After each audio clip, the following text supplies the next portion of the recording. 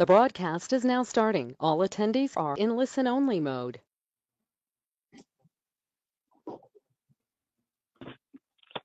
All right. Good morning, good afternoon. Welcome to the North American SCM Collaborative, our webinar series, the fourth webinar that we've had in the series, this one on strategic energy management and diversity, equity, inclusion, or DEI. Thank you all so much. This has been a very fun webinar series. And as we've learned in these webinars, we've kind of almost kind of firmed up some informal objectives. And I'll share these with you. So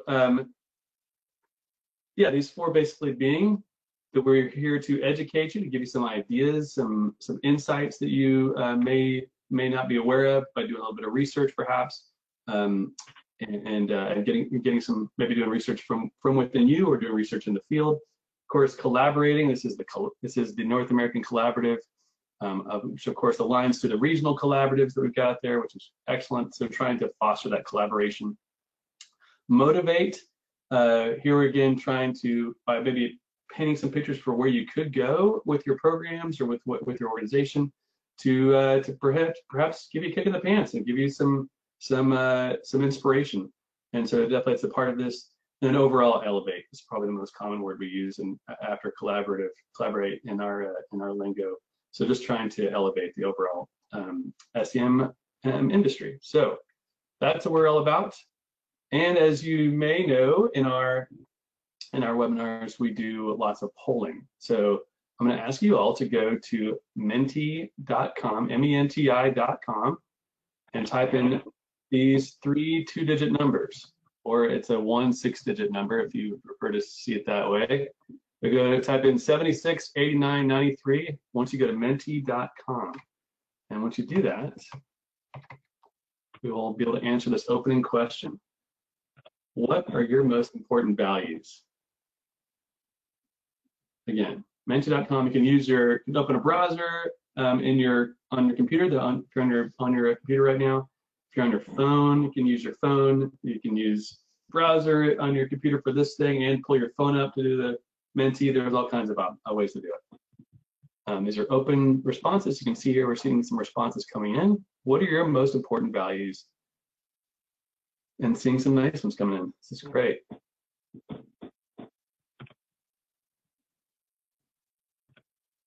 I'm gonna call out some nice ones that I like. Putting others first, listening, integrity, love, of course, stewardship, empathy, authenticity. I'm curious, Neil, while this is rolling, how many attendees do we have on it at this point?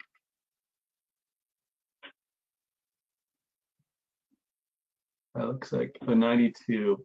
Looks like we have 92. We have a total of 93 with 83 attendees.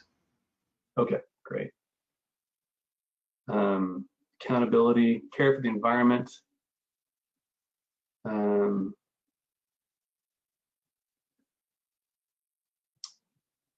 Servant, equality, humility, selflessness.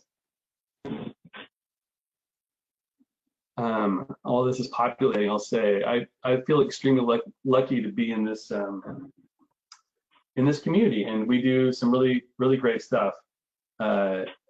We've now had again 3 great webinars with excellent participation across North America, from California to Nova Scotia, and when we laid out this topic, the DEI topic, it was again part of the series. And we knew it was important to us. But after the last webinar, Wendy and I spoke right away, and we were talking about, this was a week after the incidents that happened in Minneapolis with George Floyd's death.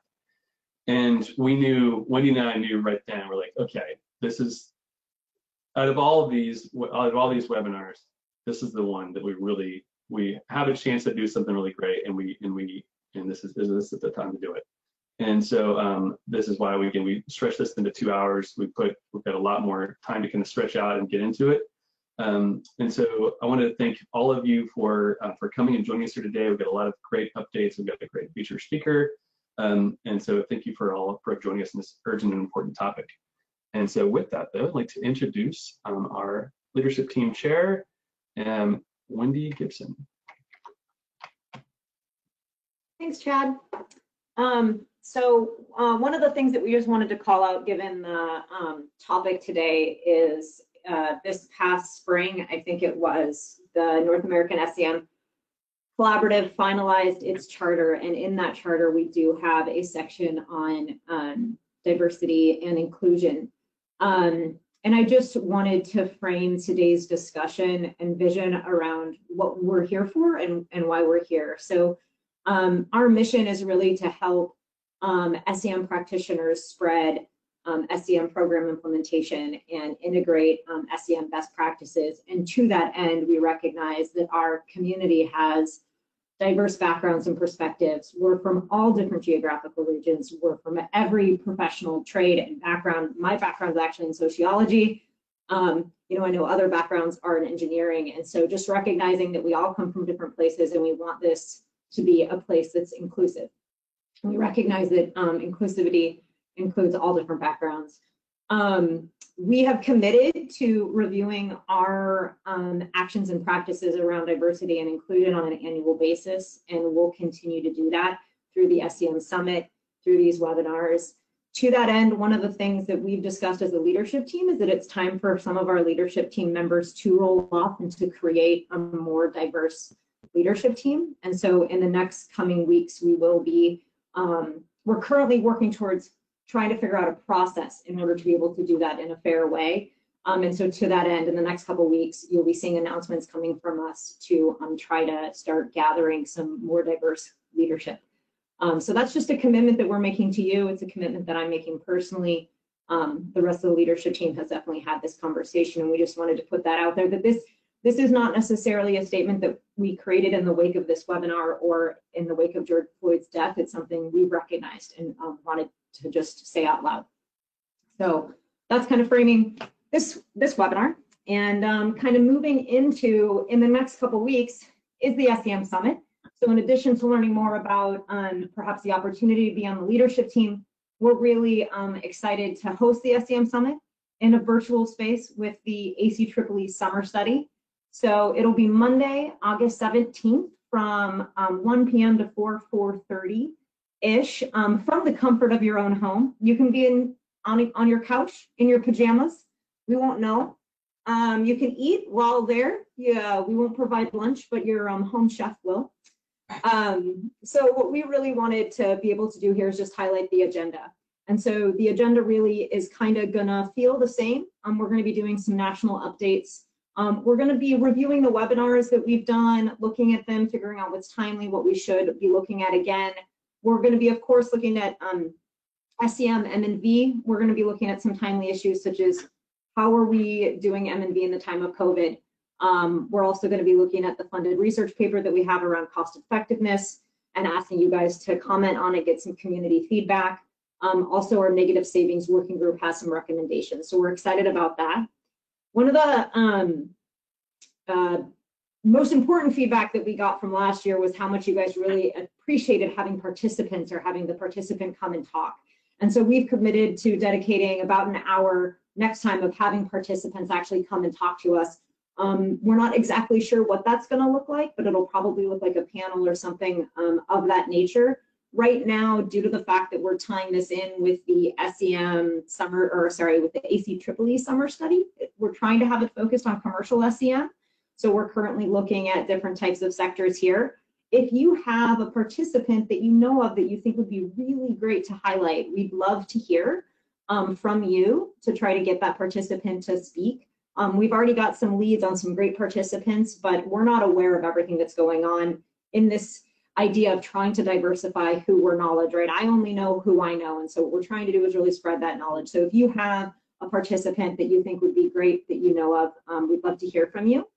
And if it doesn't fit quite in this commercial sector or in these three categories, that's okay. Feel free to reach out to us. But anyways, we're excited to have you on August 17th to join us. If you are planning on registering, it is $75. you can go to the ACEEE Summer Study website or the North American SEM Collaborative website, and it'll take you to the events page. Great. Thank you so much, Wendy. So with that, we will get into our regional updates. Again, we are, as you may recall, this is our regional updates for this time will be the Northwest. And SEM has been around in the Northwest for quite a while, and with a lot of success, and so we've got fortunately a wealth of folks who are able to provide some perspectives to us and that agreed to do that. So we'll be separating those out. We'll have 4 folks talking this first hour, and then 4 talking the second hour. The 4 that we'll have here today, we'll start with Lisa Doucette from BC Hydro. Lisa, are you there? I'm here. Can you hear me okay? Yeah, you're perfect. And, Great. And you may recall my email, I've got this little handy timer. So I just clicked it, and this will this circle up here on the right will fill in blue over the course of 5 minutes. And that's how you'll know your time. Great. Thanks, Judd. Yeah, So good sure. morning, everyone. I'm Lisa Doucette, the SEM Program Manager at BC Hydro, and I'm based out of Vancouver. So BC Hydro has moved to having strategic energy management as the foundation of our programs for about the last 5 or 6 years. And where we used to lead our programs with incentives, SEM is now really the umbrella structure, and everything flows out of whether the customer is participating in SEM. So the shift was made in 2015 due to recognizing that when working with our largest customers, that having an additional level of partnership is really key to having an SEM program be successful. And there's a lot of value in having these partnerships. So that's why we've been making the push to transition to this rather than customers doing one-off projects for incentives. And as our programs have evolved over the years, customers are also recognizing the importance of SEM, seeing their peers and competitors doing it, and are realizing that this is the way the world is moving towards. So the offers that we currently offer, we have our Industrial Energy Manager program. So this program is for our largest industrial customers that are consuming over 20 gigawatt hours per year. So the customer will hire the energy manager as a full-time employee, and BC Hydro will fund up to 75% of the employee's salary for 2 years. So in addition to the salary, BC Hydro also provides funding for energy management consulting services, training costs, employee engagement, as well as energy monitoring and targeting modeling.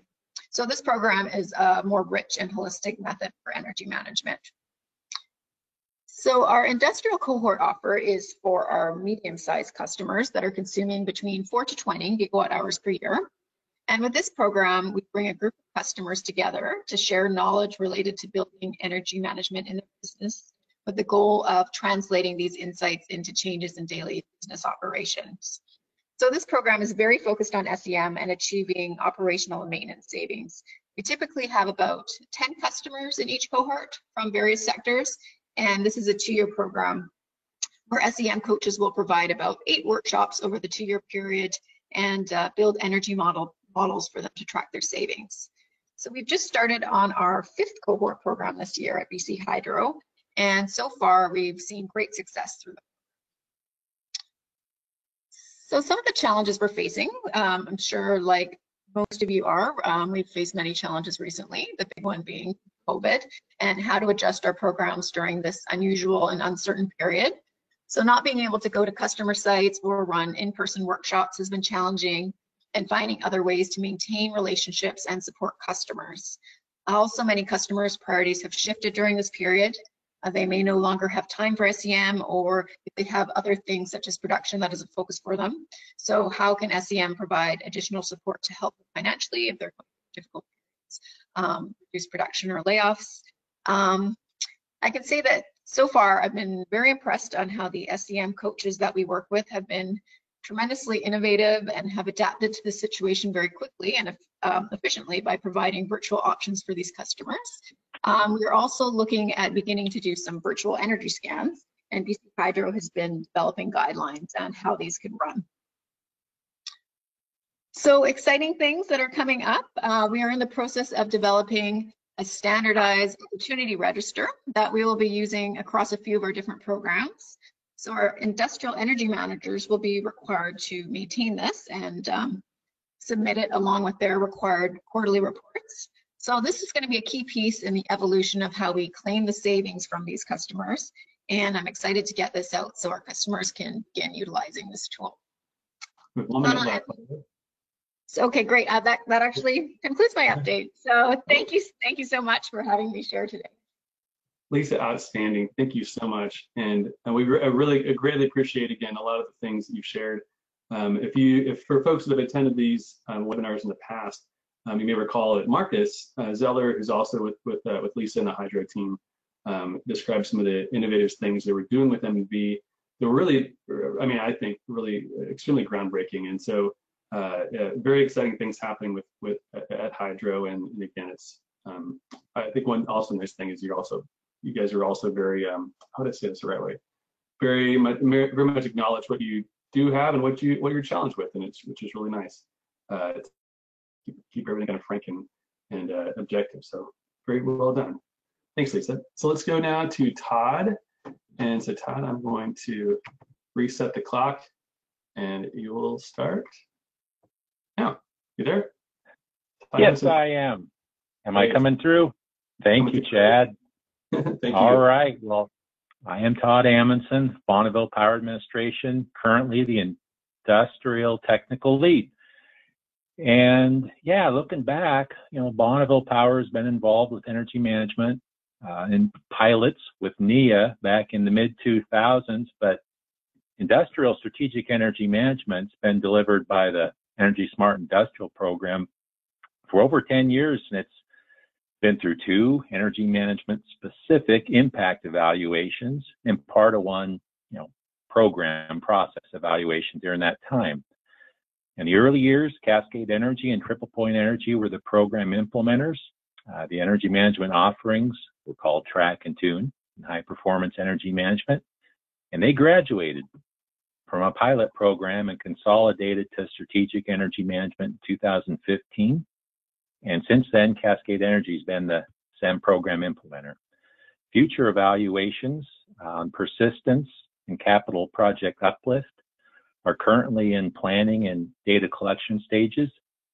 And since 2015, there's been over 70 completed SEM projects, resulting in over 16 average megawatts savings.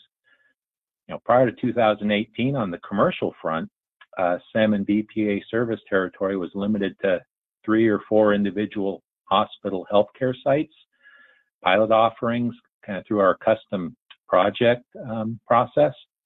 But in 2018, BPA provided grant funding to Clark Public Utilities and Tacoma Power, who applied those dollars as partial funding to deliver commercial SEM cohorts in each of their service territories. I think we even have a BPA Ross facility or 2 in the Clark cohort, which is pretty cool. And these cohorts are currently in years 1 and 2.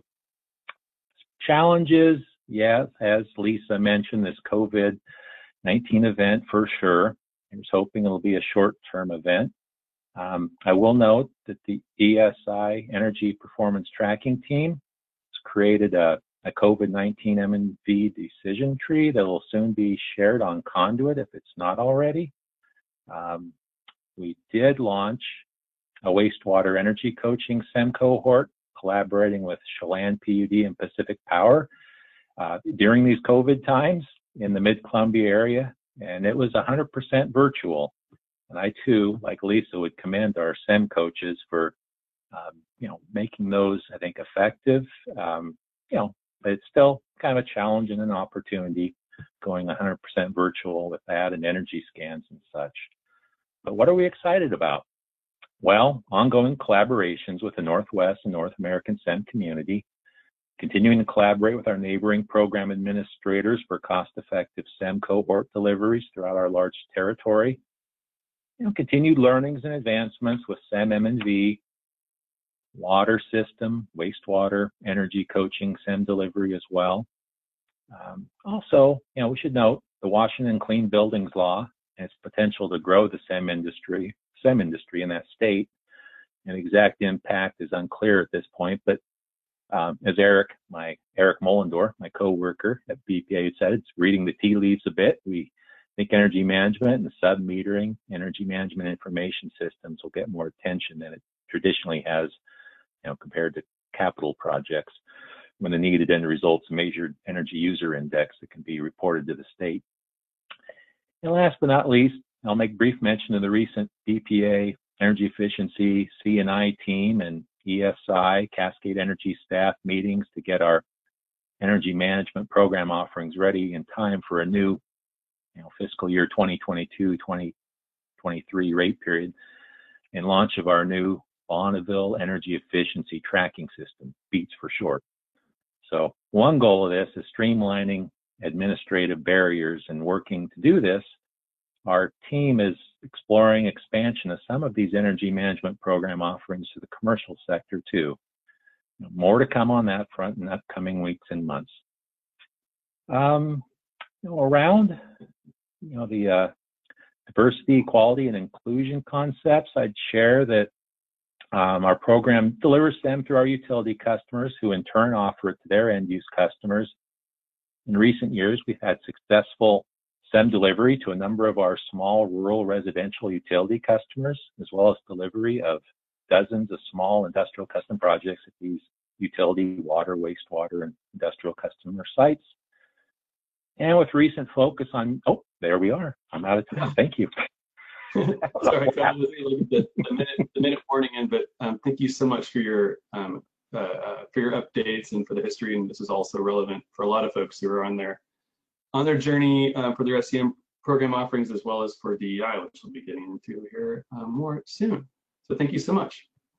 Now we'll go to Tom Hovde from Snohomish County PUD. While we're getting him set up, I'll just say that we're recognizing that Jim Conlon, who's been one of the leads at Snohomish PUD in SCM for a number of years, in energy management, a lot of things for a long time, is retiring here, I think, at the end of the month.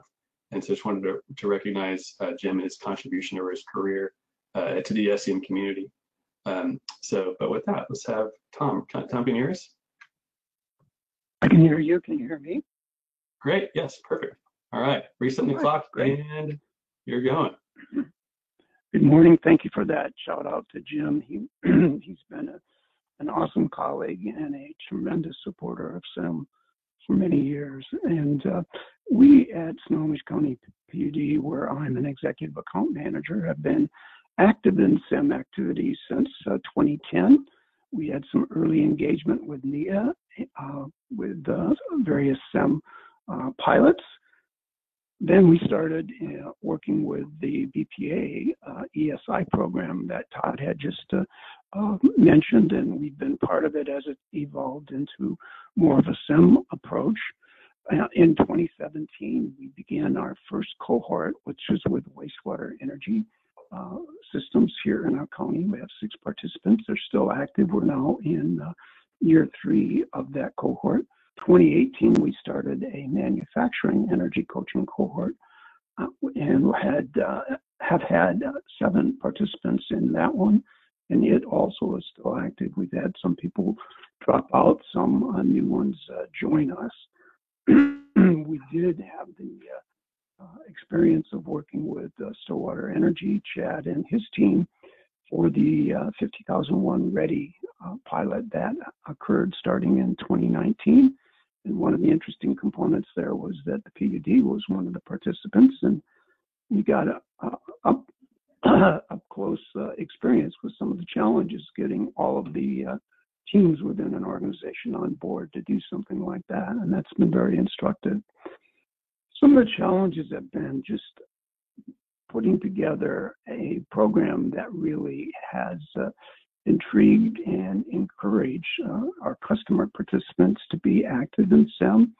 We think Cascade Energy has done a tremendous job with that, and really appreciate them in their roles as a technical service provider, providing ongoing engagement during this COVID situation has been challenging as well, but we've been going virtual with Cascade Energy support, and that has worked out well.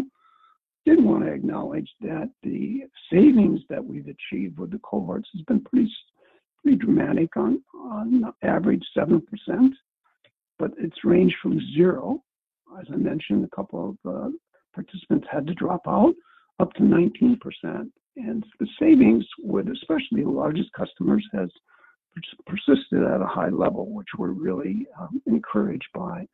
Want to acknowledge that going forward, what we're excited about is the potential to develop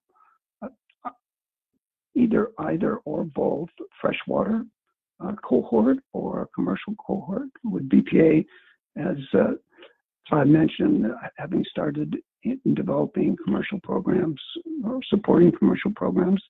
That adds a new element to us as we're looking forward to what comes next. I did want to touch on the diversity, equity, and inclusion topic. In February, actually, the utility was set on a path of what was termed reset. Human Resources had reported incidences, complaints related to both gender and racial interactions that were definitely not positive and had caused concern to some of our employees. Everyone is encouraged to use their ability to speak up and let others know what's going on, from being safe work space to any of these types of interactions internally in the utility. So at that point, there was a commitment to expanded diversity. We have been doing diversity training for years, but to expand that and really to drive more engagement among teams at the direct team level and within division levels. That's been interrupted by the COVID situation. Most recently, our CEO, John Harlow, did make a statement for the community, for our customers, indicating that we see the need to continue to be active in making cultural change, and that one of the core components of that was combating racism requires action and informed leadership. It was an extension of the commitment that our executive leadership team had made earlier in February, and I think it has gotten the attention that was really brought home by the fact what had happened in February, and then now what's happened since the national engagement around racial challenges. And I'm at my end of my time. Thanks for the opportunity. Tom, thank you so much, and thank you again for sharing openly. And again, I know every organization has things to work on, and it's helpful to learn perhaps sometimes from where our organizations are challenged and how we respond to that. And so we really appreciate that. Appreciate the beauty of sharing that. So next we'll go to Emma Johnson. Emma is from Seattle City Light. Emma, can you hear us? I can. Can you hear me? Yeah. Welcome. Thank you so much. All right, starting the clock. Thank you for having me. So I've been working for Seattle City Light for a little over a year and a half now. I formerly was a strategic energy manager for the city of Bellevue and participated with PSE's Resource Conservation Manager program for about 9 years. So Seattle City Light is part of the city of Seattle. We offer a slew of whole building programs. We have a tune-up accelerator, which just ended. We have an existing building commissioning program. We now have a new energy efficiency as a service program, pay for performance. We have traditional whole building measures that can go through a non-lighting program offering. We have an internal energy efficiency program. We work with Bonneville Power Administration for our industrial customers for Strategic Energy Manager, but we do not have a commercial SCM program. And I was hoping to launch a design study phase this year, but COVID sort of interrupted any new program offerings. Currently, the challenges for the utility is that we've been really pivoting to low-income programs and utility discount programs, as well as small business support. So really trying to shift a lot of our resources towards the customers who are most impacted by COVID. We have severe revenue shortfalls citywide for both SPU and SCL. And there's been a lot of racial equity, I guess, issues coming up in the city of Seattle overall with policing and violence there. And so a lot of our internal priorities have been shifted towards equity and racial justice. So just to speak on that a little bit, Seattle's been at racial equity since probably 2004 or 5. So we've been at it for a long time with the Race and Social Justice Initiative, and that really focuses on institutional racism and focusing on hiring practices, contracting practices, as well as impacts on the community.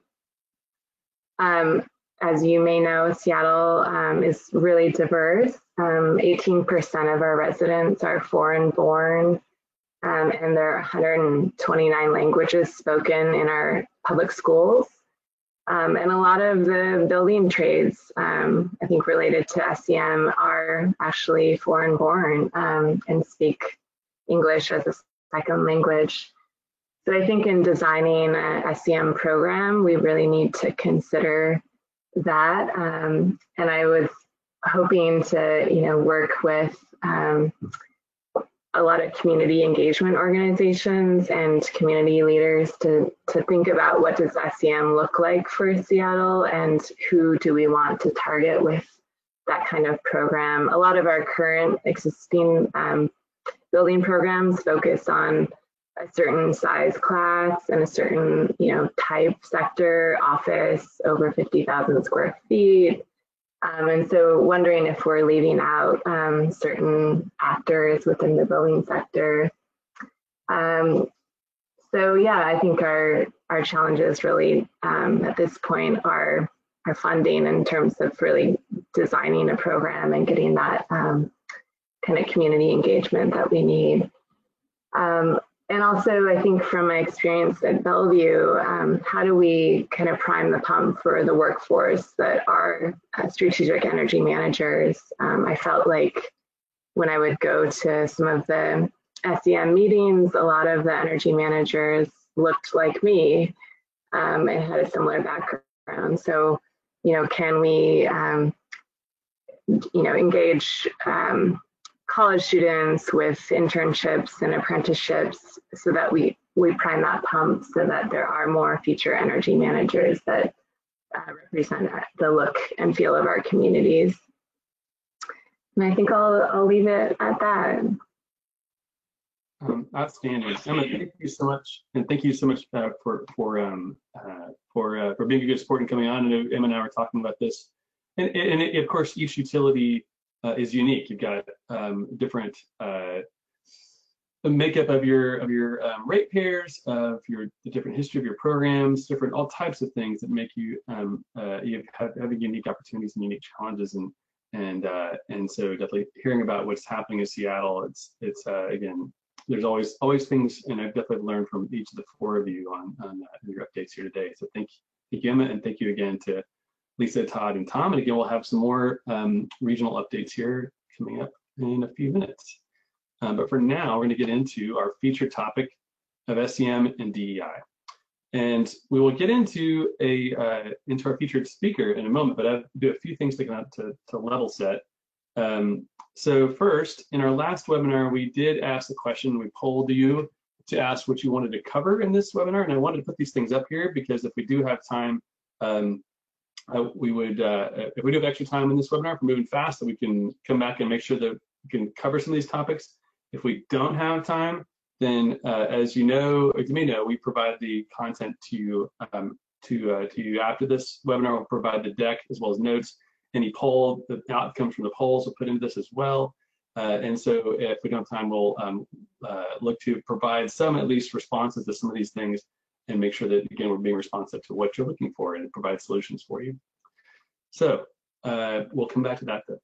So I've got some good news and bad news and good news about SEM and DEI. This is as we're putting together this content, I was thinking about how to think about the SEM journey for you and how to go about all this.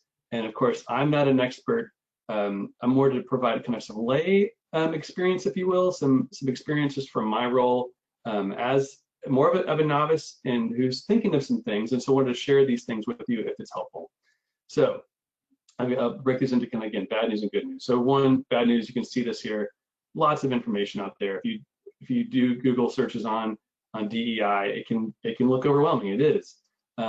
Things are changing quickly. You may think, wow, I can't keep up with the terms. I thought I knew what the right term was for this one group, and now it's different. Wow, this is so rough. Or maybe you look at some sources for information and it seems to be different, or there's different perspectives or opinions on what the right answers are, and that can be, again, be confusing. And those things are all true. I would say the good news is that this is a very dynamic field, and there's development happening all the time. Every day there's new things coming out and new ways that people are breaking things down and thinking about things. And so my suggestion would be to kind of think about it in that kind of way, to think about this as this is an exciting place to be, and to kind of look at this as an opportunity to kind of learn and grow, and to kind of just to kind of jump in feet first. Next thing is, DEI is not a box to check. It's not something you can just say, okay, we met our DEI policy and we're done. Or we changed our job description and added some DEI lens to it, if you will, and we're done. It's like, no, it's a journey. You're never actually gonna get there. It's the process. And because, like I've said in the previous thing, it's a constant development. It's a constant thing you'll be learning about. And so again, the good news here is by recognizing it is a journey, that one of the hardest things is to say, okay, where are my gaps, myself as an individual or my organization, and then let's get started. Let's take some steps. And again, so that's a thing. It's like this. Let's just get going. Let's get started, and not view it as something as a destination, but as a journey, and that's where the magic happens. Next, DEI is about people. Attitudes change. It's hard. Because it's about those things. It's not just, again, something that's like technical thing you point to and you do it. It's dynamic and it's subjective, and there's baggage, and there's all kinds of things that come along with that. The good news is, if you're in the SDM world, you can probably know some things about change management, or you're learning about it, or about employee or occupant engagement, executive engagement, all those kinds of skills. All that stuff applies. It all works for DEI, and you can use those same skill sets you may be using for your program participants on your own organization, or as you look at your own SCM program, to configure it and add DEI to it. Next, DEI can feel overwhelming, can feel amorphous, like this big thing you're trying to wrap your arms around. And yes, it can. It is a big thing. Again, and so I would say though, smart people. And I would say all of you, if you're on this call, not that because you're on this call you're smart, I'd say generally very smart, intelligent, thoughtful, wise people in our energy efficiency space. And you, by kind of thinking about DEI, you can turn it into a measurable thing. You can say, okay, how do we want to look at our curriculum, and maybe break that into milestones or other kinds of metrics, or how do we want to look at workforce development? Do you want to track how many people are, we have intern incentives? Let's track diversity in the interns that we're targeting, and actually take actions within that to try to increase that number. Like, for example, to reach out to, rather than only reaching out to engineering departments of community colleges or universities to target for your internships, but to reach out to multicultural associations within those organizations. So there's things you can do. And then lastly, and this is kind of goes back to the people side.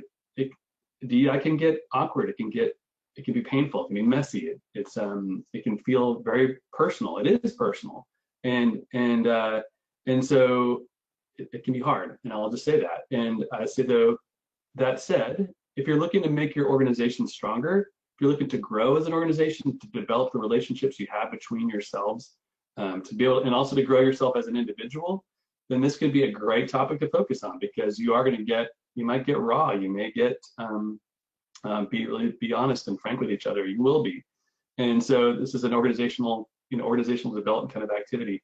I'm calling out some good news that there are great resources out there. If you've heard of Brene Brown, she's personally one of my favorites as a person that has that talks about vulnerability, and you've got to be vulnerable to really make strides and to be brave. And again, to use that kind of mindset to jump into DEI, you'll make yourself, you make your organization better. So if you ever look for diagrams to describe what DEI is and how it fits, there are, I swear, there's a zillion of them. There's a ton of them out there. And also, if you know me, you know I love good Venn diagrams. I use them all the time for different things. And this diagram, I think, was really helpful, and I'll specifically call out three things about it that I like, or the areas I like about it. So how they define diversity, equity, inclusion in the three kind of corners of the triangle, if you will. The inclusion at the top of the diagram, you can read that yourself. Diversity, bottom right, see that there, and equity in the bottom left. I think that does a great job of laying out what those things all are. I think the other thing this diagram does a great job is really the center. How these 3 points all come together under belonging. And will read that one. An organization that engages full potential of the individual, where innovation thrives, and views, beliefs, and values are integrated. I think it's spot on. So again, if this is helpful, this will be amongst the other resources we'll provide in this deck to you. So what do organizations do when they want to get serious? When they want to get serious about something, if they want to get serious about energy, they do SEM. And if they want to do that, then they need to get executive commitment. What do? They get an executive sponsor. They get an energy policy. Hey, guess what? We do the same thing in DEI. Get an executive sponsor for it. Get a DEI policy in place that's going to get that executive commitment, which is going to open up all kinds of doors, get the buy-in you need to have. You also need bandwidth if you're going to tackle DEI. Same thing as in SEM, right? In SEM, you need to have someone that's focused on it, that's kind of the project manager, that's going to be keeping things moving forward. And then you'd be surrounded, it can't just be a solo person, be surrounded by a team. That's going to be the team of doers. That's going to be kind of essentially managed, the tasks managed by the energy champion to provide that extra bandwidth. So it's not just one person doing it, but a crew of people. Same thing for DEI. You need a dedicated lead, someone that's going to be on point for it, that can basically kind of report to that executive sponsor. Then you'd be surrounded by a team that can actually help them to expand the bandwidth of what they can get done, so you can accomplish a lot more.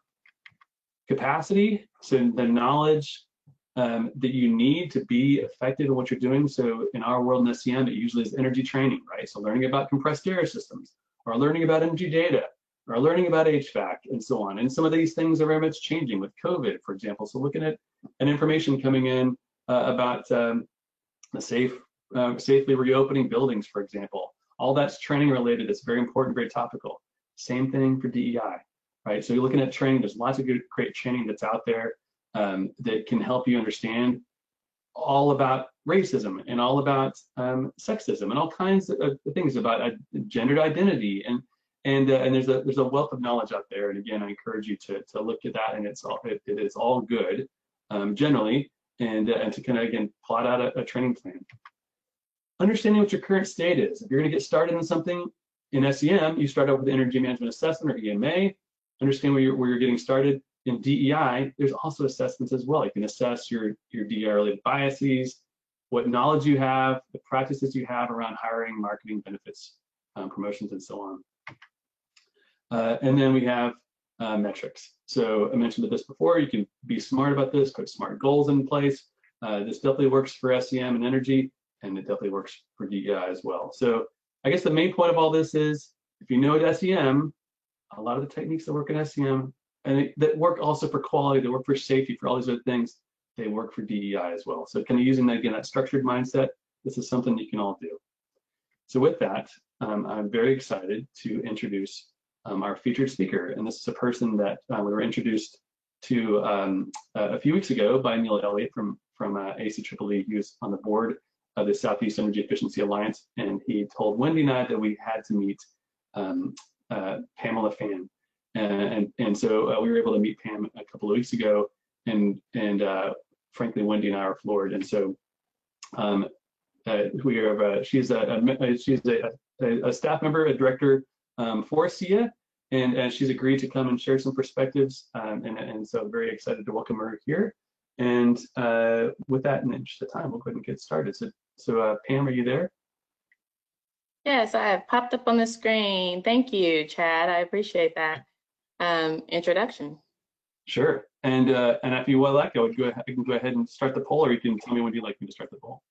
Sure. I'm just going to give some a quick introduction to myself. So my name is Pamela Fan. I am the Director of Member Services for Southeast Energy Efficiency Alliance. I am also a certified cultural diversity professional and trainer.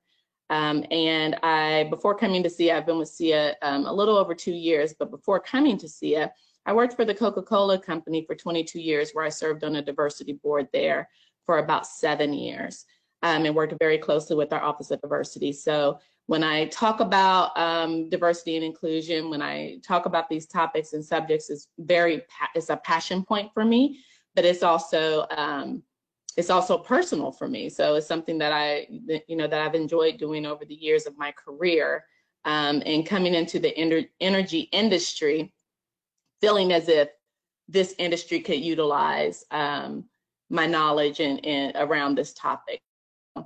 Yeah, let's go ahead and jump into the polling questions. Great.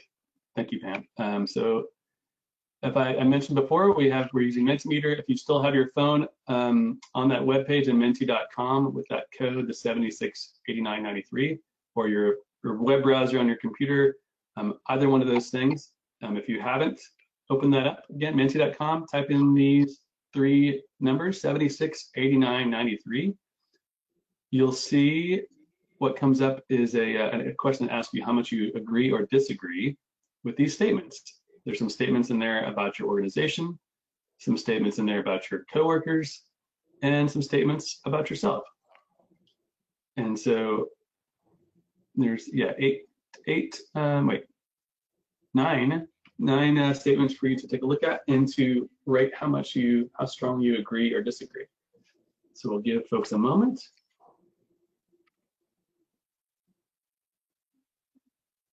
We have roughly 100 people on the call, so we'll be looking at, you can see the numbers in the bottom right as they start to populate and see the responses. So we'll look forward to your responses there.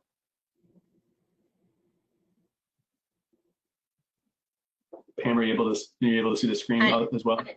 I am. I haven't seen a poll quite done this way. I really like it. Yeah, it's a lot of fun. It's neat and dynamic, kind of seeing it kind of populate as people's responses come in.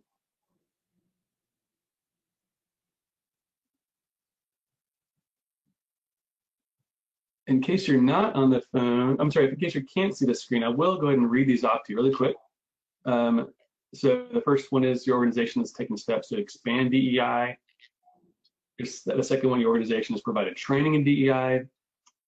Your organization has developed a strategy for DEI. Your organization has no idea where to start with DEI.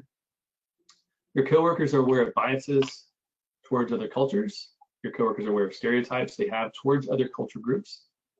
You are aware of how physical features influence your judgment of others, and you're aware of what you need to work on to raise your cultural competence. And is this out of a scale of like 1 to 5? That's right. Yep, 1 to 5. So 5 would be most strongly agree, 1 least, or most disagree. And if everyone can see this, it looks like we're kind of slowing down now. I think looking at the information that I can see in front of me, you guys are halfway there. Like many of the organizations, it seems like, are doing the work, and many people understand, even if not completely and fully, they have some idea of where they are in their own diversity dexterity, which is really good.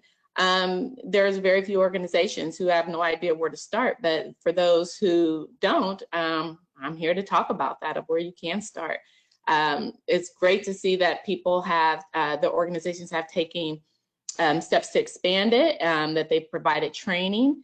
It seems like they're right about there of starting to develop a strategy. You might not be fully there, but at least you're putting one together. But I'm really more so impressed about the biases and your own self-awareness and the awareness of your coworkers. I think that that's wonderful. But no, this is good reading. So it's good to see where you guys kind of align and where you're at on DEI within where you think you are within your organizations. Great. I'll leave the, well, we'll flip back to your slides, but I'll leave this poll up in case, Pam, if you'd like to flip back to this, we can come back to it. Sure, thank you. Sure. I'm going to start, first of all, just reflecting on some things that I heard in the conversations from earlier, which kind of actually talked to the poll that we just saw. But I heard a couple of companies, organizations talk about their statements and making statements on diversity and inclusion. I heard that your programs that you're working on, you're looking at how to work better with communities. That's very important in understanding the communities that you work for. I heard SEM talk about expanding their speaker network for their summit. That's very important because, you know, as I've traveled throughout the landscape here of the US at energy conferences, many of the people that I see sitting on the stage don't look like me. You know, surely there are some energy experts or industry experts out there that are people of color or that are women or that are other minority groups. So keeping that in mind as you're seeking talents for speakers, you know, think about that as well, because that visual representation is very important as well. So yeah, it was good to hear that how so many organizations are already making those changes and looking ahead as to how they can improve. So why is diversity, equity, and inclusion important? We all know that it's important to advance thought. And these are honestly just the pinpoints of when people are talking about why is diversity a good thing to do. These are the number one topics that come up as to why it's good to do. And one is the importance to advance thought. It supports growth opportunities for an organization and gives you that competitive edge. It absolutely does. It retains and attracts top talent. Millennials in particular, when they're searching for an organization to work for, they go and look at the benefits page and they look at whether or not the organization is diverse. So if you're thinking about like how you're projecting the image of the organization out to the rest of the world, that's something to think about too as you're looking for talent. Not only does it retain or attract talent, but it retains talent. When you have a diverse workforce, it makes it more pleasant to come to work. It makes it, you know, no one wants to be the only one of something somewhere. So if there's no representation of me and I'm the only one that looks like me in a space, I'm probably more likely to want to leave. I might get the experience and the value that I can get out of it as a role, but if I'm not feeling comfortable, if I'm not feeling at home in that space and no one else looks like me, then I might think of, you know, let me go somewhere else that's more diverse. So that retaining your talent, you might attract that talent, but then how do you retain that talent as well? Implementing diversity, equity, and inclusion mitigates discrimination issues and lawsuits. Earlier, we heard Tom talk about HR complaints. There's sexual harassment, there's discrimination allegations and lawsuits that happen when you don't put diversity and inclusion measures in place, when people don't take bias training, when people don't take sexual harassment training. You're kind of like opening yourself up to have those issues. So level setting with your employees that this is a non-discriminatory environment and you've been trained as so to understand that. So yeah, and then it's just the right thing to do, right? It's the right thing to do. We live in a diverse world. There's no reason why your organization shouldn't be diverse. There's just no reason for it now. We can go to the next slide. I don't know if anyone here knows who Richard Montanez is. I absolutely, when you think about diversity and inclusion within an organization and or the lack thereof, I think of Richard Montanez, whose story is phenomenal. So Richard is a 4th grade educated man who grew up with his mother and father and 10 siblings in a 1-bedroom home in Southern California. With his 4th grade education, he became a janitor. He was working as a janitor at the Frito-Lay plant, and took a lot of pride in his job. He wanted to make sure that when he went in, those floors were shined brighter than any other floors. It was clean and smelled clean when people came in for the day. So he took a lot of pride in his job as being a janitor. There was a situation at the plant where one of the assembly lines did not produce a flavored Cheeto brand product. Richard was able to take those bags of unflavored Cheetos home to his family, and he started experimenting with them. In particular, he started putting chili powder on the Cheetos.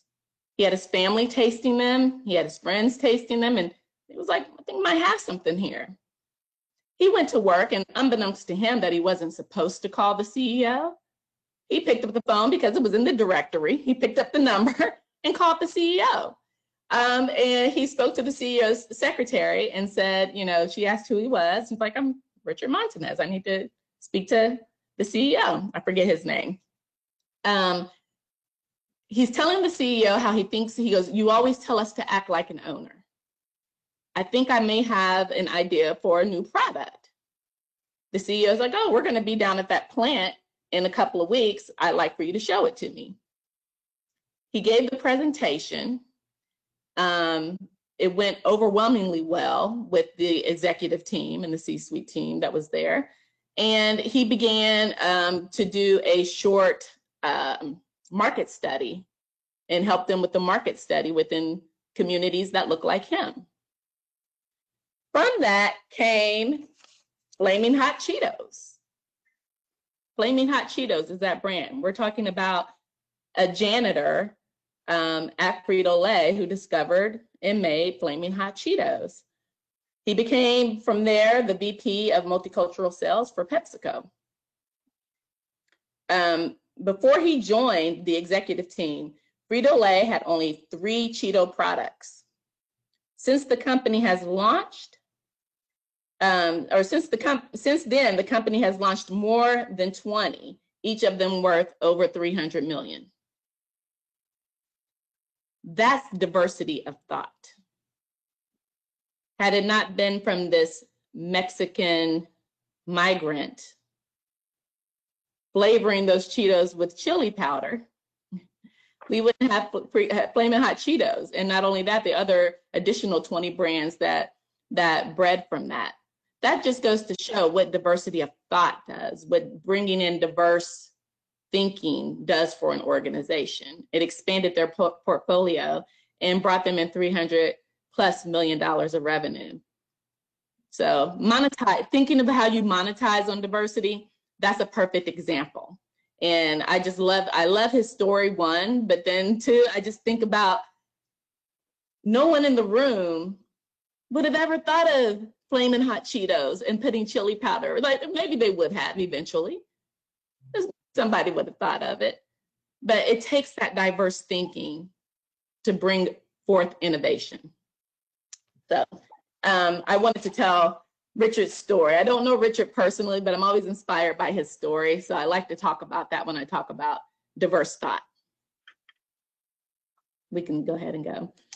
So how to create an inclusive culture. Creating an inclusive culture is not as easy as just going out and hiring people of color or hiring some diverse people.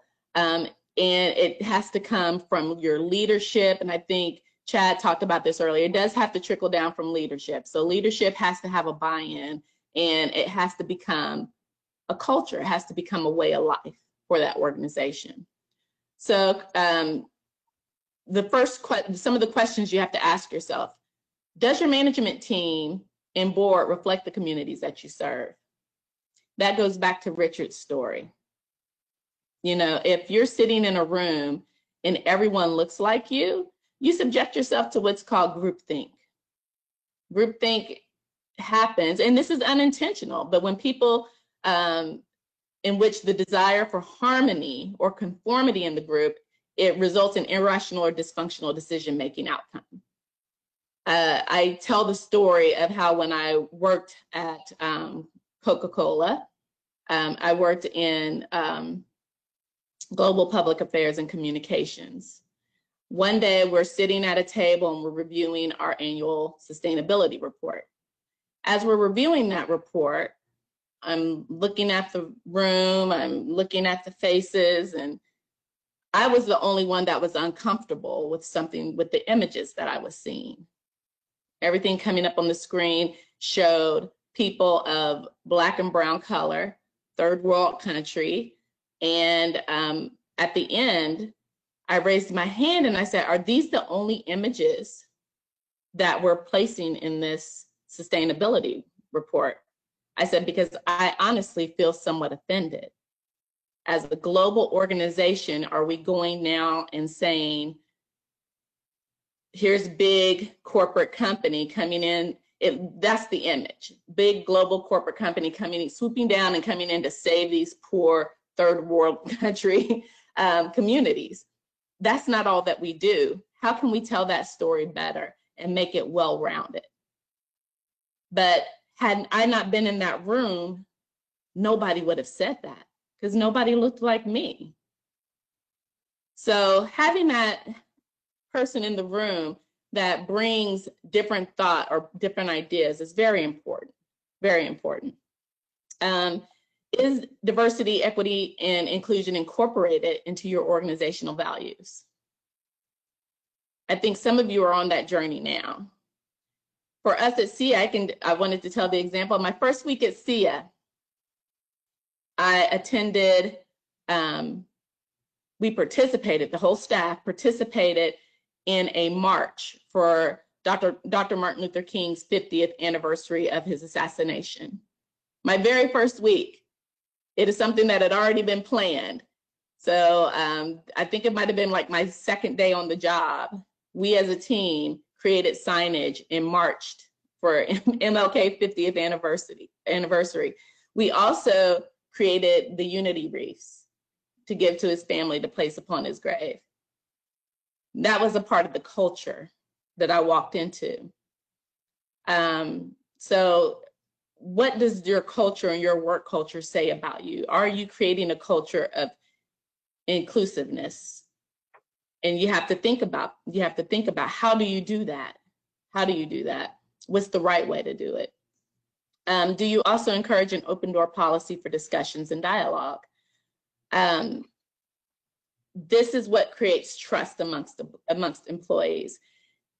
Some people think, okay, we'll implement this policy, we'll put together this plan, but if you're not already having conversations and you don't have that trust built in with your teams and within your organization, you can put all the policies and things in place that you want to. That, again, will mitigate maybe HR issues, but is it going to make an employee feel as if they can bring their whole selves to work? That's what you're honestly trying to do. One of the things at SEIA that we do, before every staff meeting, we have check-ins. We take 15 minutes, the first part of the meeting, and we either pose a question that we either think of beforehand, whoever's leading the staff meeting that week, or we just check in and say, how are you feeling and how are you doing? During the time of racial injustice that's been happening over the past few months, and honestly, I shouldn't say that because racial injustice has been happening for a long time. But during this particular period of racial injustice, we as a team have been coming to work and people have been wanting to talk about it. And I think the fact that we have had open dialogues and we have had conversations with one another, it made it easy to do that. Peer feedback.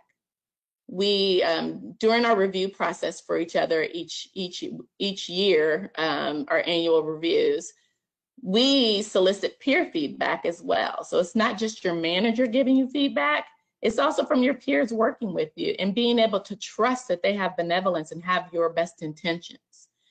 So building that up and being able to know that my coworker is has my interest at heart. So creating opportunities to create that connection with your peers is very important. And then I'll mention caring conversations. Caring conversations is something that I created for SIA out of doing something similar for a friend of mine at Kimberly-Clark, which during this, we decided to have these conversations because during our check-ins, people had a lot of emotions and they wanted to talk. And we found that our team meetings were the place where we all gather at one time. It just wasn't enough time to say everything that we needed to say. And sometimes we would spend our whole team meeting talking, but we wanted to create a space to be able to do that. So I started the Caring Conversations, which is just a format of a pre-work of what we'll talk about.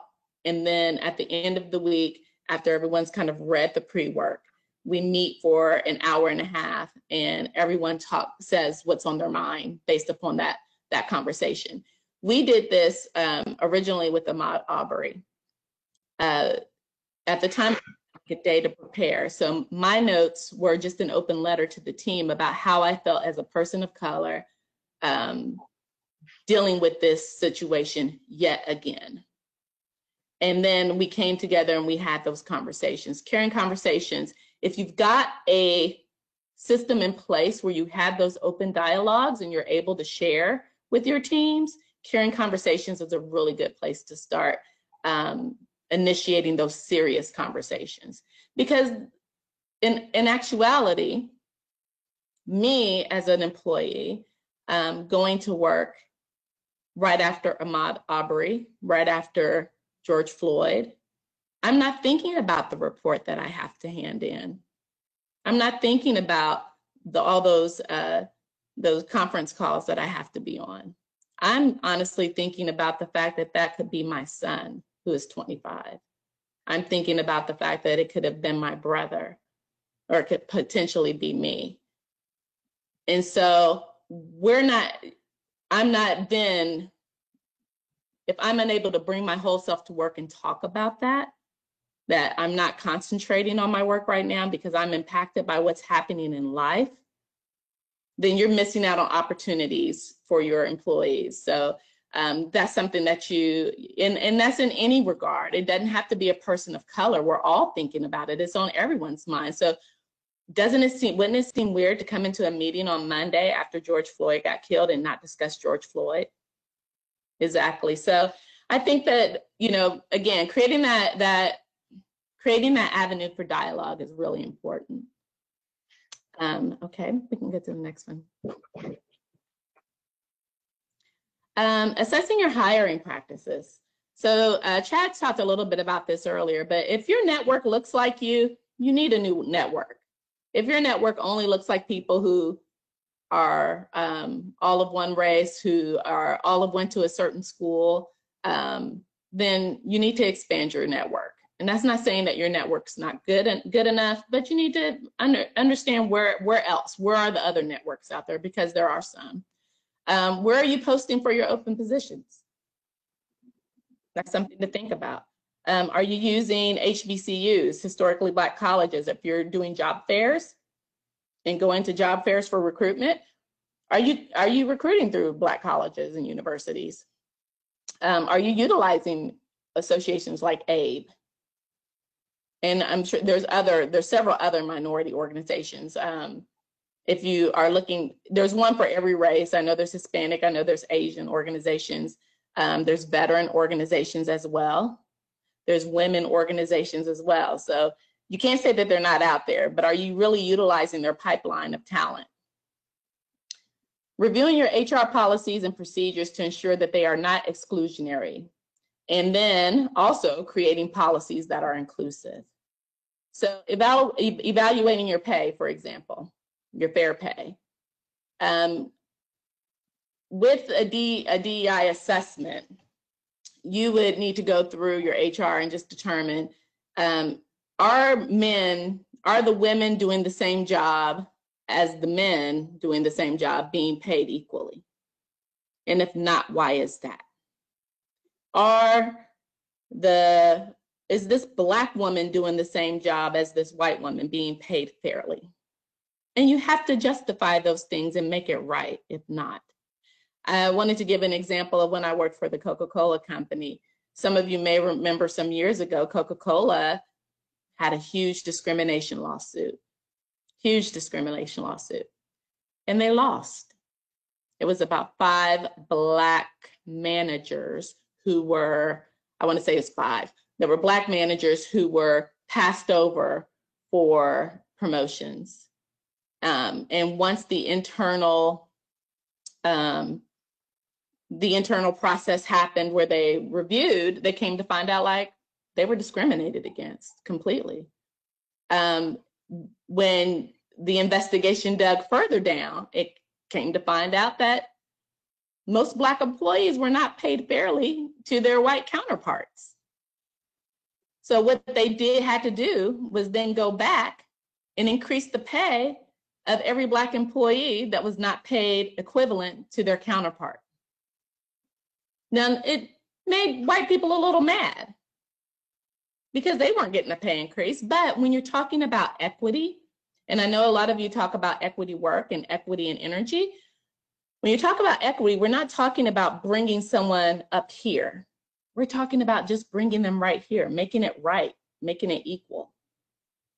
So it was an equitable resolve, but that was a dark part of the company's history. There was a lot of tension during that time, but what bred out of that was the Global Office of Diversity, some employee resource groups, the Board Diversity Committee. So there were a lot of great things that bred out of that situation. And that's what really started, for me, endearing me to the company, the changes that followed that.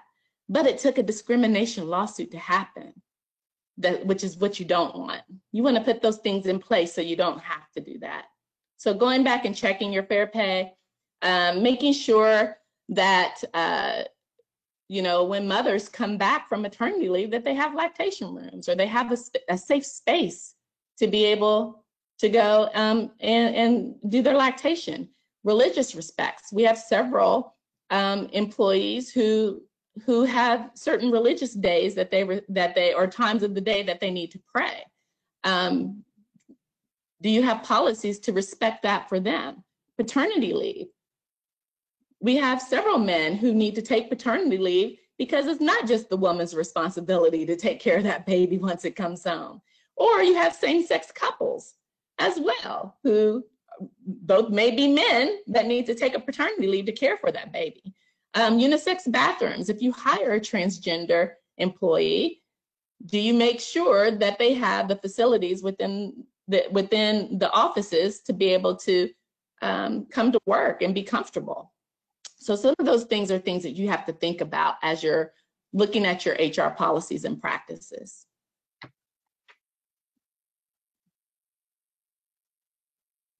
Okay. For some reason, that training employees on biases, microaggressions, and other diversity topics. Incorporate diversity training as part of your onboarding. Just plain and simple. When you onboard a new employee, those who haven't been trained yet, get them trained. But when you onboard a new employee, diversity training should be a part of that, or sexual harassment training should be a part of that. Diversity training should be a part of onboarding. It should be signed off on. It should be placed in the HR folder. Like, we let you know this is how our organization stands on these issues. So make it a part of your onboarding, just as an easy way to kind of make it a part of your culture. But if it hasn't been a part of that yet, implement it. Have your staff trained, get them up to speed, and then implement it as new employees come in. Utilizing diverse suppliers. I am a champion for supplier diversity. There are so many organizations out there and so many suppliers that are minority businesses. Do you utilize those? Or do you go to the network again that you know of? And then I said, add a budget line for this. Many large organizations, especially corporations, have a diversity supplier spend added into their budgets for the year. Do the same thing. Make it intentional that you have to, incorporate at least 1 or 2 diverse suppliers into your fold, whether it be who's printing your material, who are you, if you're doing a conference, where's your venue? Who are you sourcing for food? Who are you sourcing for beverage? Utilize diverse suppliers where you can and add a budget line for it. So making diversity intentional until it no longer has to be intentional. Make it intentional until it no longer has to be intentional. Right now, diversity has to be intentional. People are just now trying to figure out how to do this. And you have to keep it top of mind in everything that you do. Determine your goals and make a budget to support it. So determine what are your diversity goals going to be. I think Chad mentioned earlier, is it a hiring process? We're going to hire at least 5 diverse candidates. Is it we're going to utilize 2 to 3 diverse suppliers this year? Whatever those goals are, put a budget towards it. Put budget towards diversity, equity, and inclusion training. Because once you put money behind it, people understand the seriousness of it. They understand your seriousness of making sure that it happens once you put a budget behind it. We at SIA have a budget line behind diversity and inclusion. Formulate a strategy to meet those goals and make them measurable. So how are you going to meet those goals? What are the goals? How are you going to meet the goals? And then what does success look like? So X amount of dollars towards supplier diversity spend, a percentage of the board is diverse. Maybe you want to make your board 20% diverse, or a percentage of the staff has been trained. Those are measurable goals, and those are things that you can communicate out to your board and to your funders and to your partners, and let them know that you're working on these issues. Make it measurable, put money towards it, develop a plan and strategy around it. I developed the plan and strategy for SIA. After I became certified, I went to our organization and I said, we have to put out a statement for diversity and inclusion and talk about why it's important and why we're going to do this from this step forward. That was 2 years ago. That was before all of this happened. That was 2 years ago. So sitting there and helping to develop that over the year, and then we released it last year at our conference. And there's also strategic steps that we have to take as an organization, which are 1, making the statement and getting your board committee set up and getting your board behind it. 2, you have to do an assessment. You have to do an internal assessment to make sure that your practices are fair within your organization. Get your own house in order. So we did something called an organizational assessment. And that was a telling sign of things that we were doing well and things that we weren't. And that helped also to identify then where we needed to train, or where we needed to change policies. So taking the staff through a strategy and putting together an actual strategy was very important. We also then incorporated, at the time we were working on our organizational values in 3-year strategic plan, and we incorporated the diversity, we call ours diversity, inclusion, and integration. We incorporated that into our overall strategy for our organization as part of our value statement. So it's a full shift. It's a full shift, and it's a shift in mindset. And you will find that once you do these things and once you align yourself, your organizations align, your leaderships align, your employees are aligned, your work will follow. Like, you can still do the programmatic work and do all the good work that you've been doing, but it will always be then top of mind for you, because this is who our organization is. So we're always going to do the right thing for the communities that we serve.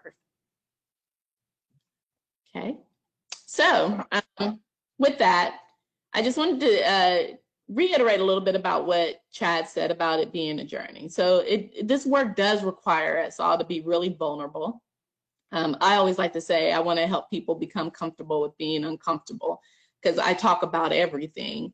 And I'm one of those people that once you start talking about it, you become more comfortable in talking about it. So I truly believe that when you feel open to engaging with people about those tough topics about race and racism, or sexuality or gender, that you just put it out there. Once you start talking about it, you find it's not as hard to talk about anymore.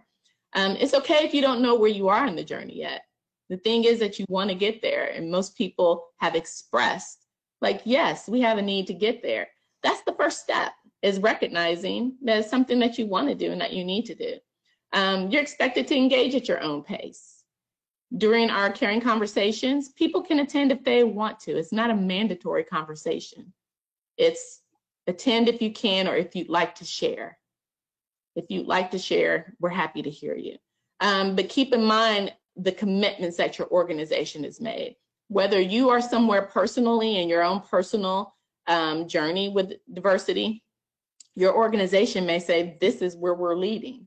So you have to understand the commitments that your organization has made. So jump on board to that. And I think that your diversity will then start to come along as well, as you're taking trainings, as you're just learning more about yourself. Once you work on your personal diversity dexterity and your organizational competency, your work will begin to reflect automatically with that growth. It is amazing, like the work that we're doing now out of the discussions we've had the last few weeks. You'll be able to more clearly see where you need to make an impact, and then how to create change. But the thing is, you have to begin somewhere, but it is definitely a journey. It's not a race. Please understand, it's not a race. We're all on a journey to do this. We're not completely there yet as an organization. SIA is not. We're still learning, but and just to know, like, to be where we are right now, we started this work, with me anyway, 2 years ago. And before then, it started with our board and diversifying our board. So it's going to take some time. So don't beat yourselves up about where you are in the process, as long as the process is happening. And I think that's the important part to remember. I did want to offer that we do have a page on our website of resources. There's many of books and articles and things to read on diversity. And then if you're interested in obtaining our Caring Conversations template, we have made that public. I went ahead and kind of like scrubbed all the CS stuff off of it, but just to be able to provide to organizations where you guys can start having dialogue with your teams. And again, I suggest this if you've already had that open door policy, if you've already been having conversations, if you're a close-knit group, but implementing this without any other structure, I would say, like, hold off on implementing a caring conversation if you've never had a conversation otherwise with anyone else in your group. If you haven't had any conversations at all, don't host a caring conversation. But you have to build that trust first. And I think that that's the point that I want to kind of rest on here. Outstanding. Pam, that was amazing, wonderful. I love learning in my career. I love learning, especially I feel like I learn every day. And right now with DEI, I feel like my rate of learning is astronomical. It's really something, and learning about something that we can mean so much, and we can really impact people's lives. And I would say too, I didn't say at the outset of this webinar, if you've been around in our world, and again, I know I've talked to Pam and Wendy and to Neil Elliott about this, and DEI has come up on our radar in our energy efficiency world, and it's always been something that's like, okay, well, that's something like for the residential program, and I don't really see a play here for us.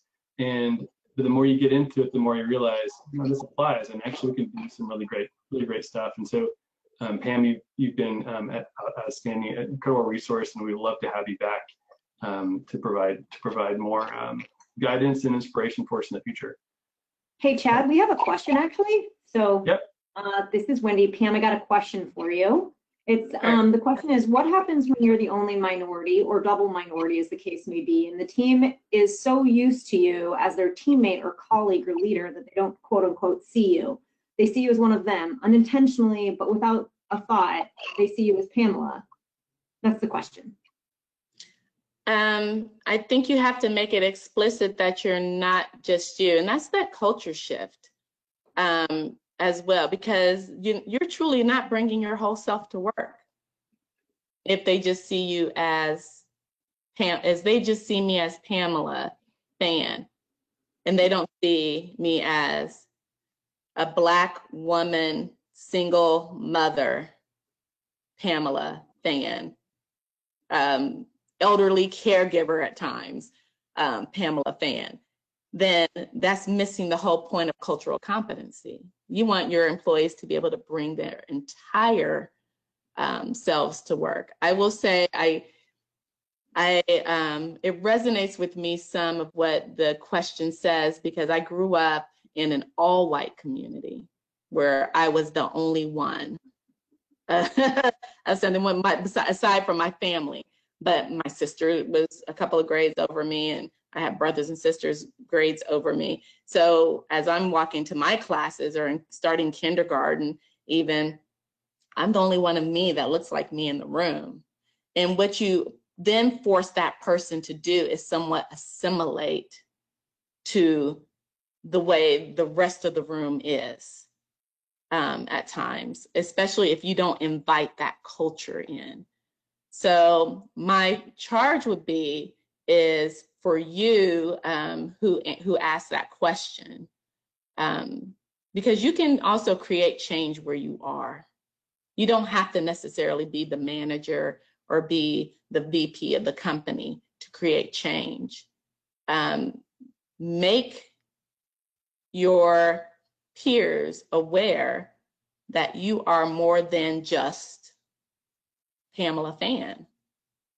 However, they have to be aware of it. Have a caring conversation just with, if they're close knit like that, have a conversation, caring conversation with them about what it is to be a double minority. What does that look like? And you're going to make them start thinking of things that they had never thought of before.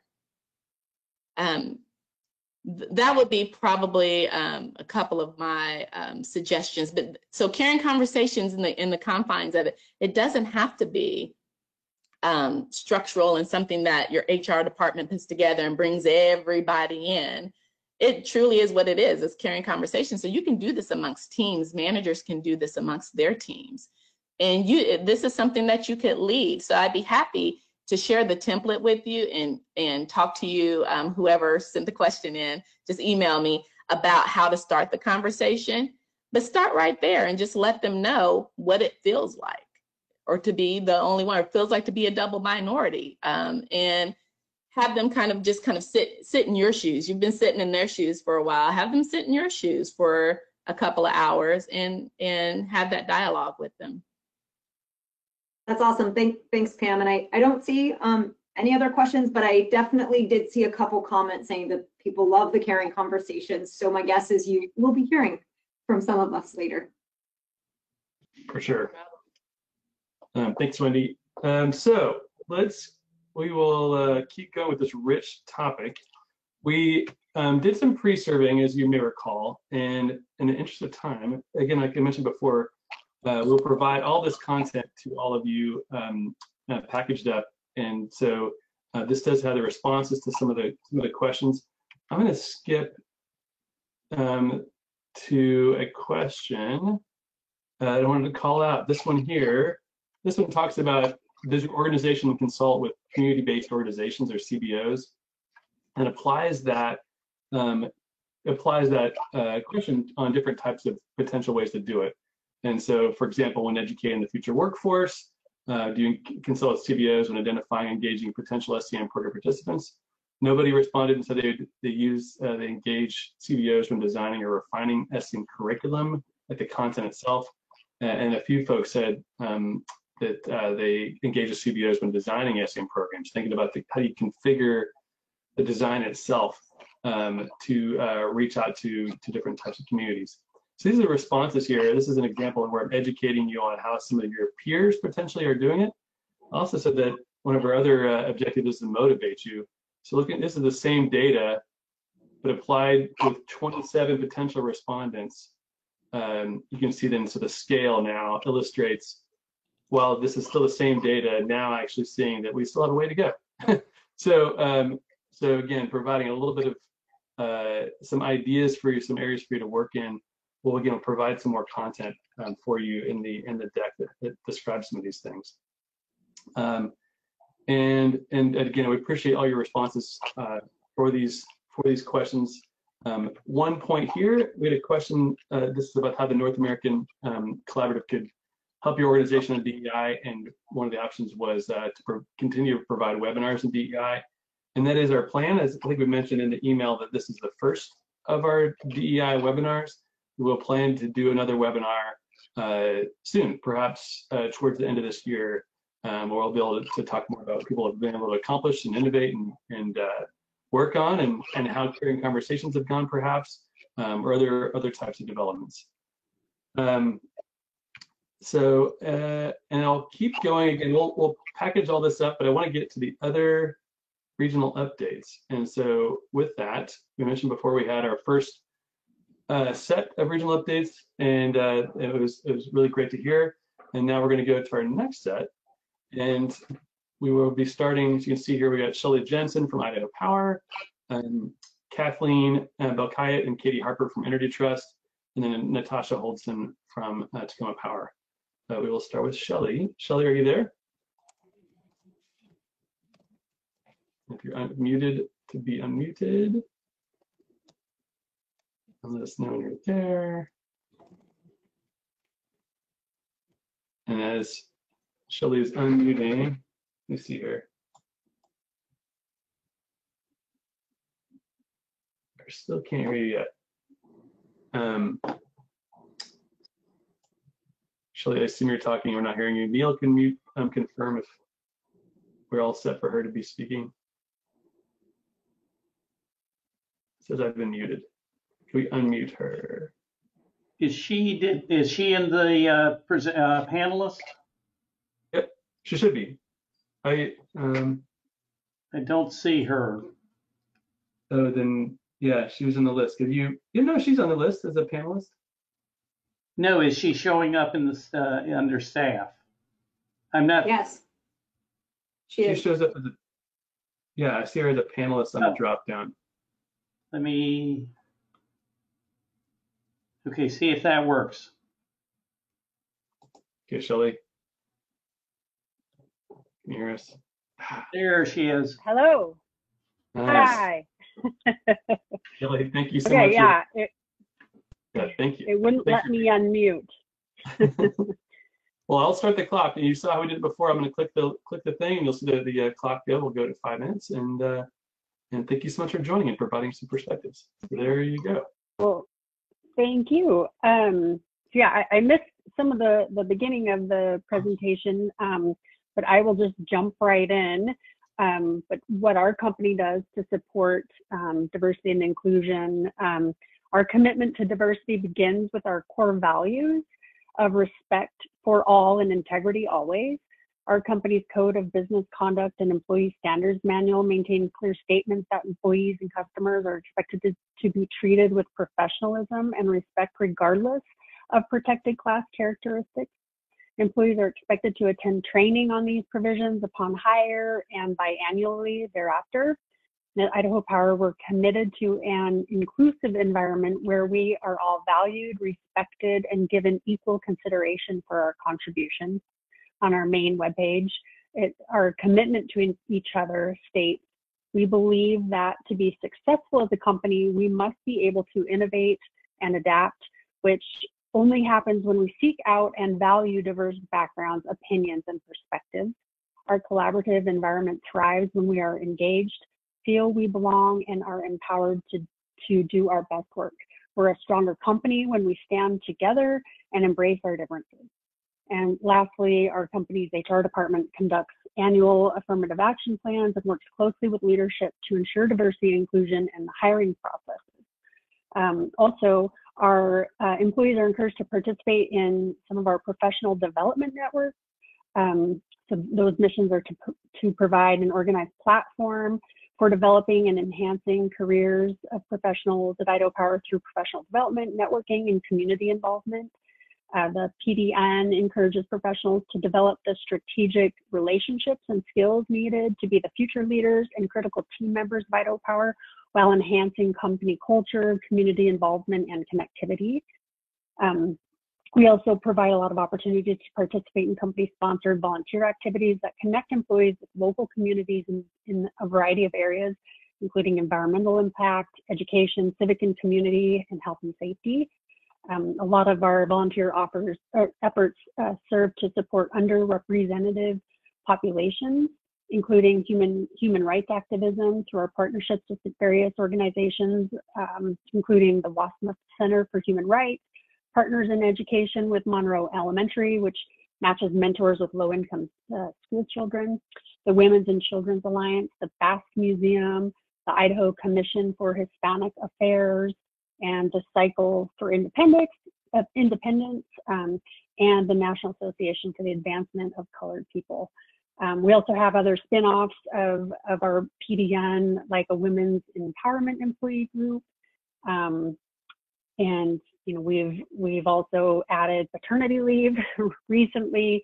Used to be if there was two husband and wife or two partners, they would have to share the 12-week leave. So now there's a separate paternity leave, which is great. And we have a new president and CEO. It's our first woman president. She's come up through the ranks as an engineer. Her name's Lisa Groh, and she's amazing. And DEI is super important to her. And I know we're going to be doing even more in this realm in the future. And one example, I'm in charge of our engineering interns, and on our National Intern Day at the end of this month, Lisa Groh, our CEO and president, will be talking about social justice and responsibility, human dignity and implicit bias, and empathy, vulnerability, and courage, and how her perspective on that. So really looking forward to that. And then I guess just to finish up, we're always cognizant to view our marketing through a DEI lens and ensure that we're using images that are representative of our service area. And then I guess one little plug on SEM. I'm super curious how others are incorporating this into their SEM efforts, but in general, our SEM, we won't exclude anybody. So, if you're a city and you have one small well, we're going to have you be part of a cohort with, our largest city with multiple wells and boosters. So that's just my perspective on that. But thank you so much. Shelley, outstanding. Thank you so much. That was wonderful, and so wonderful to hear about what's happening with Idaho Power and starting at the top. That's so incredible. And we'll definitely look forward to sharing, like you said, to your question, some perhaps from the other presenters here, as well as in some of the results that we'll send back out to the group here after the call. So now we'll go to Energy Trust of Oregon. And again, we've got Kathleen and Katie. Kathleen, I know you guys will both be kind of tag teaming, and so I'll just going to set the clock at 5 minutes, and then I'll kind of restart it again. So just to watch that happen twice. Are you guys both there? Yep. Can you hear me? It's Kathleen here. Okay, Kathleen Volkayat. I manage the commercial strategic energy management program for Energy Trust. Katie. Yeah, Katie Harper, industrial SEM program manager. I manage the program in the industrial sector.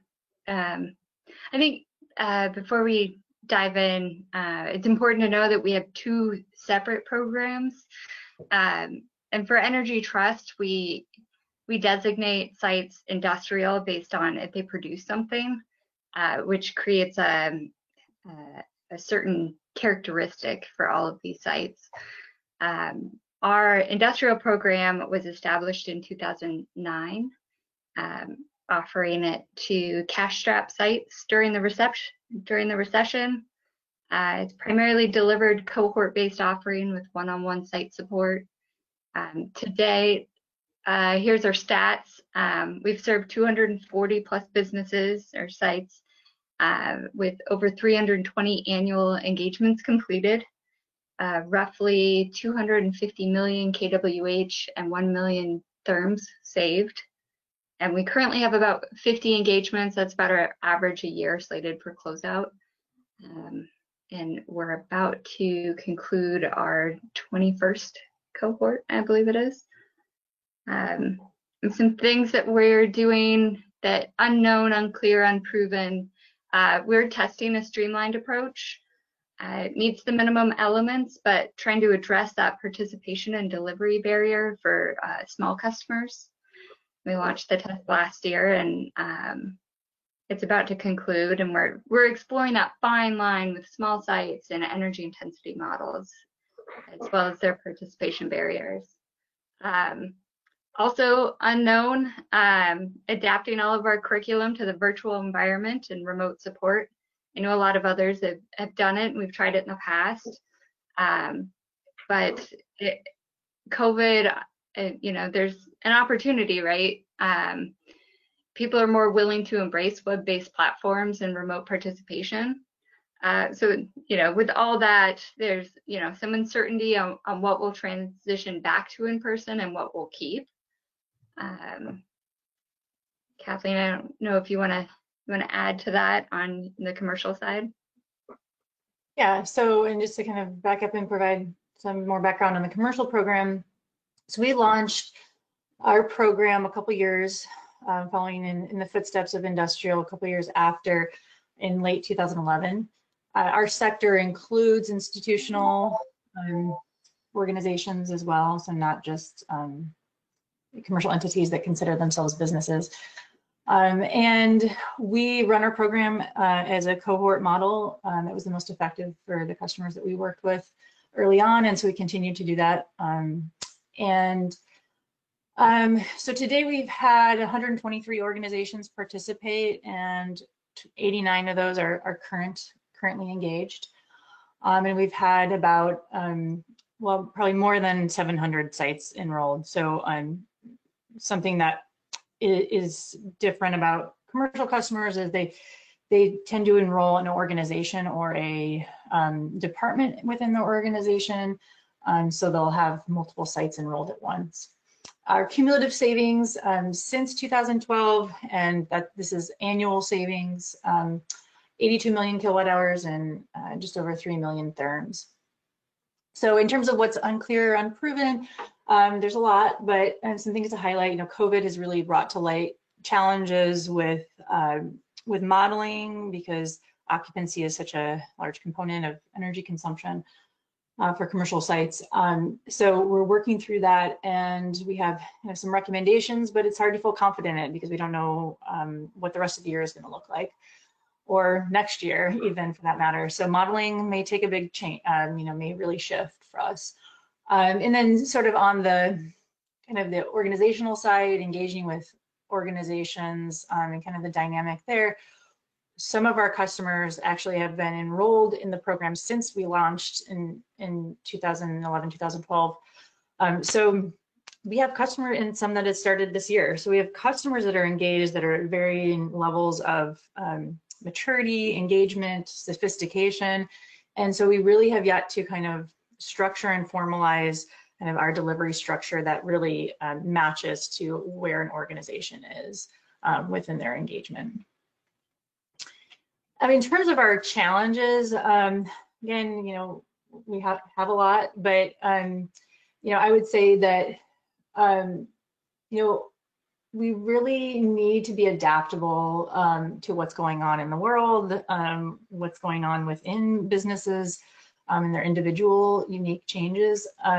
So much of what the SCM design is kind of a moving target. Unfortunately, we can't do a lot of trend analysis. I mean, we can, but we are limited in some regards because things evolve and shift so frequently. And that's a beautiful thing and what makes SEM so exciting. But it creates challenges. And so we just have to sort of pay attention and be adaptable and really change as we go. And I'll let kind of Katie take it from here on some other challenges. Yeah, I would say, also just an acknowledgement that recruitment, even 10 years in, it's really hard. And it's hard for different reasons, but it's always a struggle to make sure that you have that next cohort. So there's that nail biting element to it, which is also exciting. But one of the things that we're really excited about, that's also a challenge that feeds into our 5-year vision, is we're starting to get a lot of cool evaluation findings, having so many years of doing this, and it's including an update to our measure life, proof that SEM feeds the rest of our portfolio, great realization rates, and as Kathleen mentioned, no single year is the same as the next or the same as the past. And so what we're learning about is delivery flexibility. And SEM just seems to be one of those practical tools that help customers reduce their impact on climate change and help with recessions, and those that are committed to that continuous improvement tend to do very well. And leveraging, one of our things that we're excited about is leveraging technology to streamline things that aren't value add for customers or for programs. And long term, we're looking at serving more customers and broadening our reach to more diverse and geographically dispersed customers. We believe that leveraging technology will help provide a more seamless experience, focused around like energy model management, as well as some curriculum innovations. So that's where our eye to the future is, and just continuing to adapt as things evolve. Kathleen, did you want to add anything to that? Yeah, and so just kind of, before we talk about DEI for SEM, I want to kind of back up and talk about what Energy Trust is doing. So for several years, we've had various things in motion in terms of DEI work. We have a DEI operations plan that kind of holds us to goals in terms of internal hiring, contracting practices, our savings goals, and program development. We also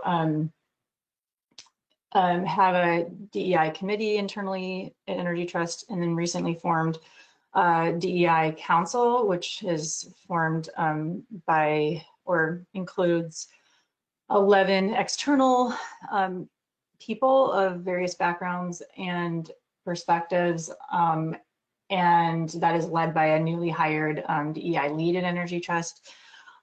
So I've been really energized by that, going to those meetings and hearing from them, because we provide updates on program improvements, or maybe we'll provide an update on our operations plan. But program design is where I think is most exciting to get their input in kind of giving us these questions to think about that we didn't think to ask, or think, they ask questions of us that really kind of have brought light to some things that we just haven't noticed or paid attention to. So that's really exciting. And, just hearing from, the survey that there's folks out there using community-based organizations to inform SEM design, I think is really awesome. We're looking to do more of that, more generally in our efficiency programs, but honestly haven't thought about how to really do that with SEM. And so I'm interested to hear more about that. In how we've been looking at SEM is really engaging smaller rural customers, and kind of streamlining, creating kind of making SEM more accessible. So in creating more streamlined and kind of easy to use resources and broadening our folks working in the program. We're kind of hoping to enable and I guess making the effort to enable more diversity within our SEM participants. So I'm out of time, sorry. Leave it there, thank you. Thank you so much, Katie and Kathleen. That was excellent. Thank you. Appreciate the perspectives and where Energy Trust has been and where you're headed with your SEM offering. So that's very exciting. And then to round it out, our last regional update will come from Natasha Holtzman from Tacoma Power. Natasha, are you there? I'm here. Can you hear me? Yes. Welcome. Great. Thank you. Yeah, and I know we're about out of time. This will be fairly brief. And I have a couple of challenges I want to share. But first, for some context, we've been involved in industrial SEM through BPA's Energy Smart Industrial program for a long time. I think it's about the 10 years of the program. And so that continues, and we really appreciate that offering that we participate in. On the commercial SEM side, first of all, I want to say thanks to both, to all of the panelists here, and most recently from Kathleen and Katie. Appreciate the Energy Trust perspectives. Our program is much newer and much smaller to date, but that's the area of focus that I'll talk about here for a couple of minutes because there's the most going on right now. As Todd Amundsen had mentioned, we did launch the program with some grant funding that BPA provided. We appreciate that. We do have Stillwater and Energy 350 as our third-party implementers who are helping us with our commercial SEM pilot program. This program just started, got launched a couple years ago, and we just recently ended the second performance year a few months early for our first cohort of participants. It included both school districts as well as higher education and some institutional customers, and had a lot of great learnings from that. And because of COVID and the challenges associated in particular with capturing energy savings and modeling, like Kathleen had mentioned, that was really one of the big drivers for us, kind of wrapping up that second year early. But we are gearing up for a launch of a second cohort of participants in our pilot program this fall, including some higher education, healthcare type facilities. And one of the big challenges we have is the same. It's how do we approach performance-based energy modeling given the significant changes in building operations for the foreseeable future. As for customer engagements, I think we've had so far fairly good success in that area and hope to continue that and really engage with customers going forward with the new cohort as well. But I think there will be challenges depending on their bandwidth and really what the rest of this year and even into next year looks like with respect to the COVID situation. And I would say more broadly, Tacoma Power is really being challenged right now from a budget standpoint. Our revenues are down.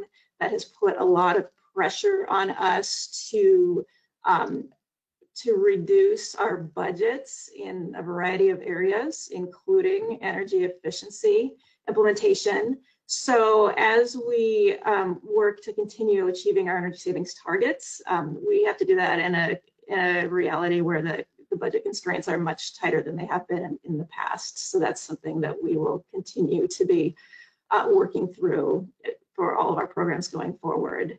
And then I would just say what we're excited about, what I'm excited about is the opportunities to continue customer engagements, future energy savings. These are things that have been our objectives in the past and are still the same, but our approaches going forward will probably be very different given the implications of COVID. And then lastly, for diversity, equity, and inclusion, I don't have a lot to share on this right now other than we do have very strong leadership commitment to doing better in this area. We have an Office of Equity and Human Rights that is a great resource for us. There are trainings available for employees to take in this area, and we've got employees who are available to help us kind of go down this journey of doing better at equity. And I know that our residential programs have looked at this more so to date, but we are also starting to think about how to incorporate that in our business customer program offerings as well. So I would say for me personally and for our team, we're just kind of beginning the journey of understanding our gaps and what we can do to improve. So I think that's it.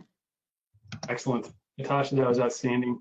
Thank you so much, and for being our anchor person, if you will, of this regional update series from 8 outstanding programs from the Northwest. So thank you to you, and thank you to all of our folks across the region. I did see a chat question come in, but actually we'll follow that up and put that into some of the content in the follow-up package we'll send out. So let's talk about some wrap up. This is information that Pamela had shared about SEIA's their DEI or DII page, as well as information about Caring Conversations. We'll put a list of other resources that have come up today in this discussion and have that appear here as a part of the package. But let's do our last poll. So go back to your web browser, menti.com, and type in 768993, and we're going to ask this question in 3 words.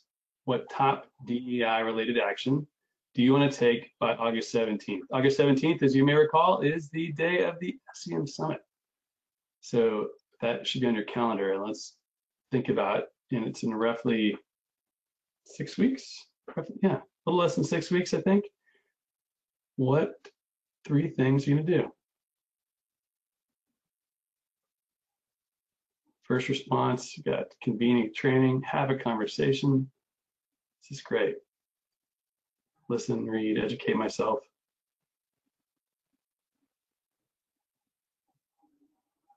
Outstanding.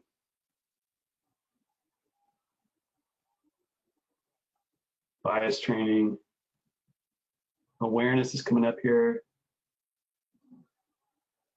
Again, definitely training a few times in education.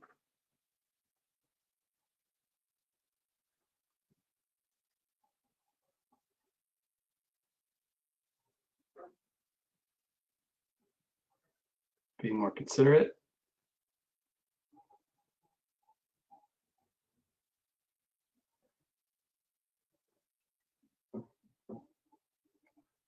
Great. I'm going to let that keep coming in, and I'm going to flip back to the PowerPoint presentation. Just to thank you all for your time. And it's this is an incredible group. We, as the North American SCM Collaborative Leadership Team, we feel very fortunate to work with you all, to be a part of this amazing community. These webinars have been a lot of fun. We do have one more webinar after this. It is on it's on oh yeah, listen information out. It's Wednesday, the Wednesday before the SCM Summit. It's on SCM 2030, the vision for what SCM could look like in 10 more years. But it'll definitely follow again this whole idea of educating, collaborating, motivating, and elevating. And with that, we will. Is there any other final points? Anything else, Wendy?